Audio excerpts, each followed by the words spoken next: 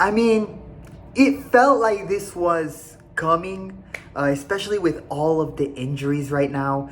And in this game, there were definitely aspects where you could tell all of the injuries did catch up with the 49ers in this game, notably the pass rush. But yeah, a brutal game for the 49ers, and it's their first loss of the season. Andres from AA Sports. The 49ers lost 26-21 to the Jacksonville Jaguars.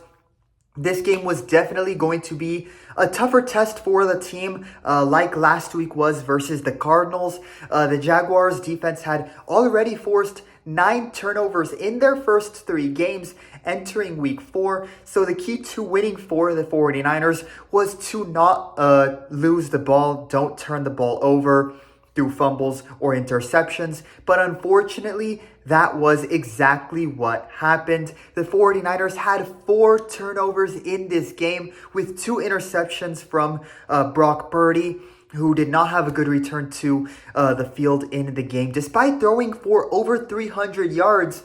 And honestly, he did not look 100% recovered from his injury.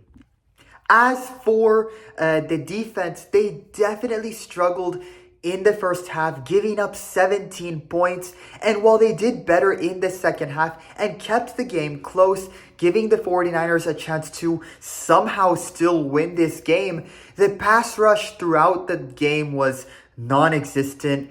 A brutal loss, a brutal first loss of the season. And it looks like the injuries caught up to the 49ers in week 4.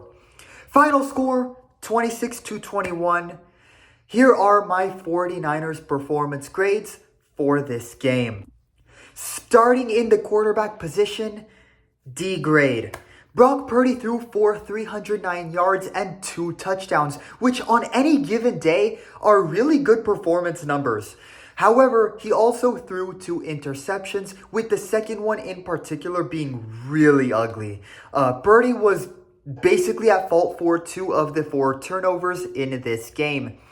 And he did not look 100% in this game. A couple of journalists who cover the 49ers, one of them being Larry Kruger, noticed how in practice during the week, because of the turf toe, causing an inability to drive the ball and firmly set his feet when passing it, Purdy was throwing the ball over receivers' heads in practice. It appeared as if he wasn't 100% recovered from injury during the week, and it appeared the same way in this game. He did not look as mobile as normal, only 13 yards when trying to rush the ball himself. And it looked like he was planting his feet in a very cautious way. And then the sack and fumble in the final minutes, this looked visible as well. Many will say they should have started Mac Jones, but he's also nursing an injury. As we saw in the 4th quarter versus the Cardinals, he was playing with a knee brace after being sacked. Just a tough scenario where Purdy was trying to play and contribute to the team without being 100% physically able to do so. In terms of his mistakes, the fumble and the 2 interceptions, you will have guys who have never liked Brock Purdy and have him ranked low on their quarterback mountain look at this and say he's a bad player. I don't think these mistakes were because Purdy is an awful player. I think in this game specifically, kind of like his interceptions versus Seattle, these mistakes were because he was trying to do too much. I think he felt he needed to take the risk of trying to play, with that hero ball style of play amid Pearsall getting injured and Jennings taking a big hit. Tonjes also looks like he got a shoulder injury. Purdy was really one of the only 18 players on the field amid all these injuries, to where I think he felt he had to step up more than Mac Jones. But in reality, I think he overthought this game and tried to do too much when all he needed to do was simply not turn the ball over. He didn't have to try and put up over 350 throwing yards. He just needed to play clean without mistakes. Even if he threw for less than 280 yards, for example. This will be something that Shanahan will want to work with Purdy on going forward. I imagine both of them will want to work on this together. As for the upcoming game, listen, if he's not 100% recovered, let him rest. The last thing the team and the fans want is for Purdy to get a worse injury in the process of trying to play through one. Running backs, C. 22 carries for 69 yards on the ground for Christian McCaffrey, but he also lost the ball, resulting in one of the 49ers' 4 turnovers. He still played well as a receiver out of the backfield, 9 catches for 73 yards, but his impact in the running game is no longer as visible. Granted, the offensive line struggled in helping him out, but so far there is a feeling that McCaffrey isn't the same after recovering from injury last year. As for Brian Robinson, he's slowly improving, this time with 9 carries for 33 yards, averaging 3.7 yards per carry in this game. Fullback, B. Kyle Juszczyk didn't get a touchdown, and he wasn't as good helping out in the run blocking. However, he still had 2 catches for 32 yards. I am surprised they don't try to use him a little bit more in the offense. Wide receivers, C. Ricky Pearsall had 4 catches for 108 yards, and Jawan Jennings only had 2 for 16 yards. And Jawan Jennings, of course, had that catch for a 2-point conversion. However, both tried to play through injuries, and they ended up getting beat up even more in this game. And this is why many fans are questioning the team's medical staff, for the team having more injuries than the average NHL team. Like, seriously, at this point, I think the 49ers get more injuries than most regular NHL teams.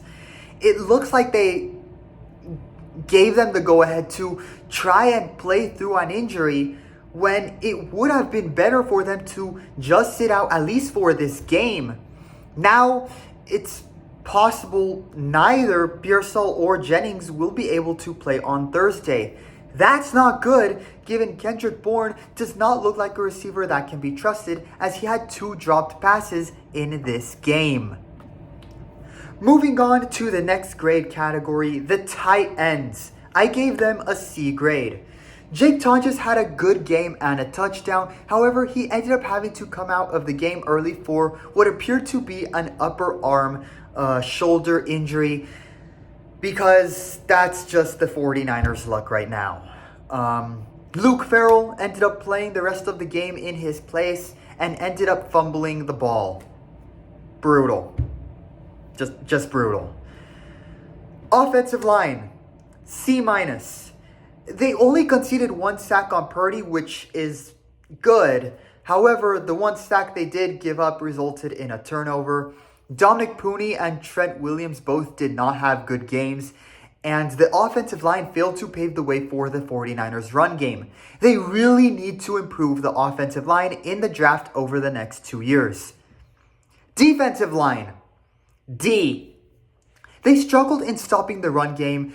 The pass rush in this game was non-existent, and they failed to sack Trevor Lawrence even 1 time in this game. The last time these 2 teams played each other, when they had Nick Bosa on the field in 2023, the 49ers won 34-3 and sacked Lawrence 5 times, with Bosa being a menace in that game with 2 sacks. This time, the 49ers didn't have Nick Bosa, obviously out for the season with an ACL injury. And you could tell they missed having him on the field, especially in the pass rush. Linebackers, B+. Fred Warner and D. Winters, despite other aspects of the defense struggling in the first half, still played very well for all 60 minutes, combining for a total of 14 tackles, a pass breakup, and twice Fred Warner was close to having an interception in this game. They are arguably 2 of the best defensive players on the team right now. Secondary, C+. They conceded only 171 yards in the air. However, they played very soft zone coverages and conceded many costly short throws, which neutralized the 49ers pass rush. Not entirely their fault, as a lot of that was the game plan of the coach, but nevertheless, not ideal. Special teams, D-. Eddie Pinedo made all of his kicks in this game. It's nice to see the 49ers finally have a real kicker, so nothing to criticize him for in this game. As for the rest of the special teams, they conceded an 87-yard punt return for a touchdown. That is really a bad look for them, given that that was the difference in this game. And on a couple of other occasions, conceded good field advantages to the Jaguars as well. Again, not ideal. Coaches, D+.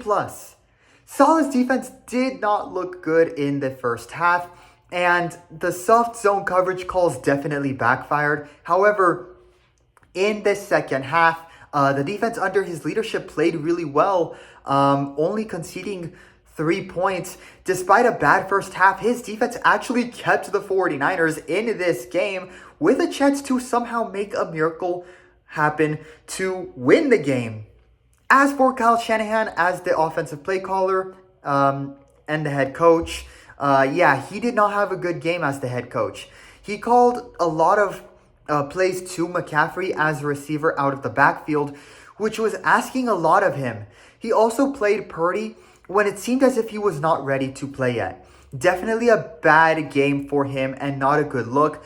But when just about everyone is hurt, it seems Shanahan has just been trying to just crisis manage and do the best he can. And this time, it did not work. Well, final score, 26-21. The Jaguars win in Levi Stadium. And for an overall team grade, I will give the 49ers a D grade for this game. It's the first loss of the season for the San Francisco 49ers. The 49ers are still first place in the NFC West despite this loss, but they are now in a three-way tie for first place with the Seahawks and Rams, with all three teams having a 3-1 record after week 4. Unfortunately, injuries caught up to them in this game, and the 49ers will need to get 100% healthy and do so soon if they want to keep their season on the right path.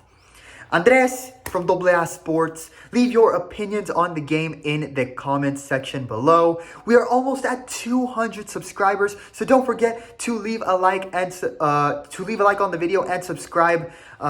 With that, thanks for watching this video. Thanks for listening. And we'll see how the 49ers perform on Thursday night versus the Los Angeles Rams. Thanks for watching. Go Niners.